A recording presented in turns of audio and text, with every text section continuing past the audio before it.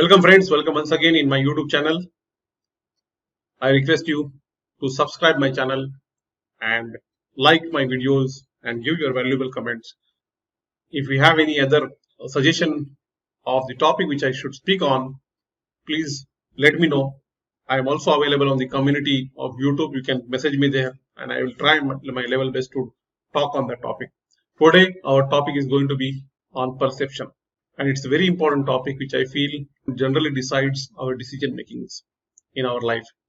The good decision and the bad decision generally is based on the perception, and it's very important to clear this before we take any decision in our life, because we generally rely on unreliable sources and we take decision which can hurt in long run.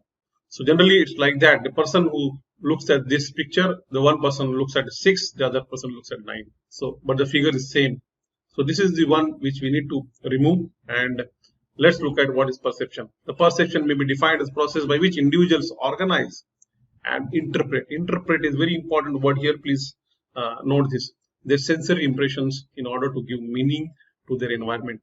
In simple words, we can say that perception is the act of seeing what is there to be seen, and generally that interpretation plays a very important role when we see something and when we think something about that thing or about that person.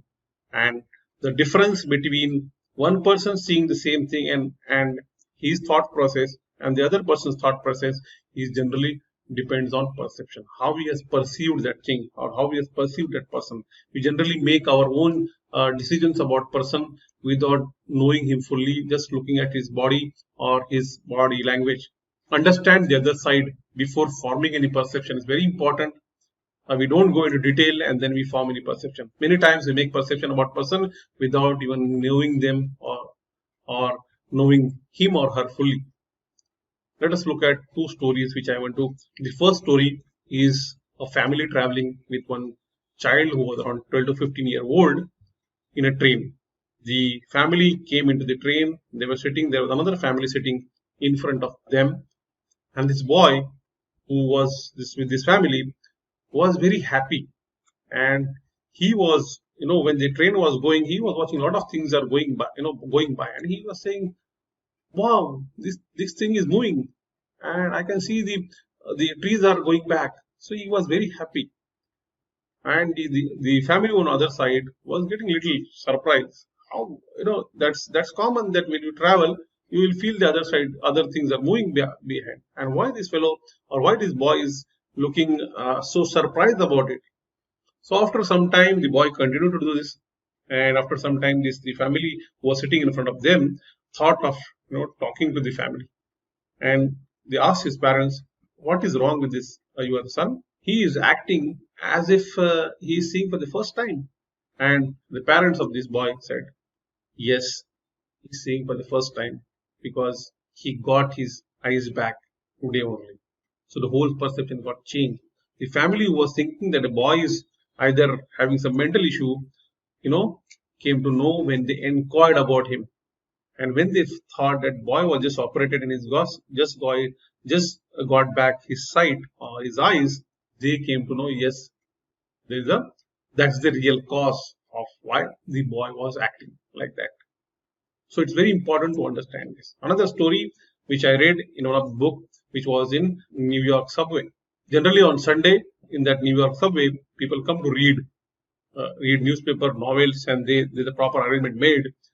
On one Sunday, when a lot of people are reading, one father came along with his son, and the son was crying, and he was just throwing whatever he was getting in his hand, and the father was not able to control the son. The readers there, they got distracted. They were not able to concentrate, but the boy was acting little, in a different way. One of the readers thought of asking. He asked his father, "Why your son is behaving like this? He is creating distraction to us." And father said, "Yes, he just lost his mother, and we just came from the funeral." The reader got zapped, because when he came to know the reality, his perception changed, and he found the reality why that boy was acting like that.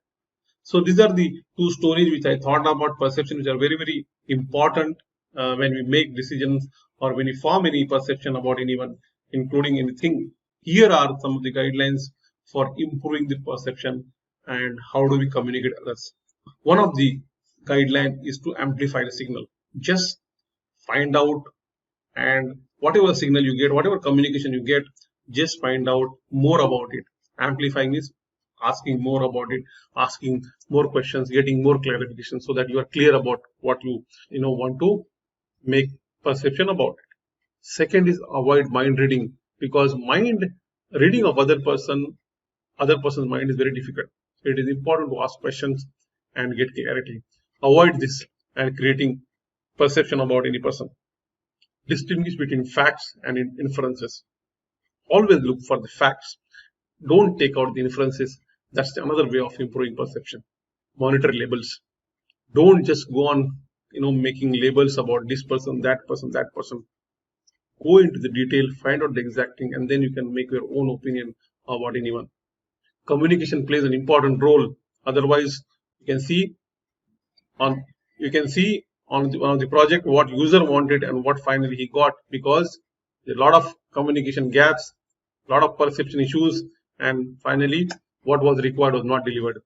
In project management, we say communication plays very important role, and we generally take the analysis of stakeholders in communication, and that is equally true for normal communication in family, in friends, wherever you go. The way we communicate is very important, and for that we should always make sure that to whom we want to communicate, what is the content, what he wants to get communicate, when you want to get communicate, what frequency you want to get communicate, what details you want to go, what is there any format to communicate. And it is the responsibility of sender who is communicating to others that he makes sure that whatever message he want to get communicated to the other side is understood fully. So the perception bias or the noise element in the communication is totally eliminated, and that's how we can improve. Only a small portion of reality for a human being is what is going on. The greater part is what he or she imagine in connection with the sight and sound of the moment. That's the important quote with respect to the perception. Thank you very much. You can read my books, The Person of Your Dream, Focus is Money, Play 100%, available on various platforms. Thank you very much for your patient listening. You can follow me on YouTube, Facebook, and LinkedIn. Thank you.